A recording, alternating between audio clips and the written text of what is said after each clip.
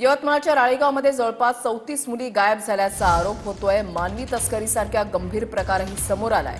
अल्पवयीन मुलींना बाहेरच्या राज्यामध्ये देहविक्रीसाठी विकल्याचा आरोप होतोय। आमदार अशोक उईके आणि जिल्हाध्यक्ष प्रफुल्लसिंह चौहान यांनी पोलीस अधिकाऱ्यांची भेट घेतलेली आहे। हे प्रकरण केवळ मुलींनी स्वइच्छेने घर सोडण्याचे नसून हा एक मिलीभगत करून एक सिंडिकेटच्या माध्यमातून हे अल्पवयीन मुलींची राज्यात परराज्यात मुंबई पुणे आणि बेंगलोर सारख्या शहरामध्ये 80,000 रुपये ते 1 लाख रुपयामध्ये विक्री करण्याचा हा प्रकार आहे। एक हे असं लक्षात आलं। दुसरं, हा छोट्या छोट्या 15-15 वर्षांच्या मुलींचं 50 वर्षाच्या 44 वर्षाच्या मुलांसोबत 50,000 1 लाखासाठी विक्री करण्याचा हा प्रकार आहे असं लक्षात आलं।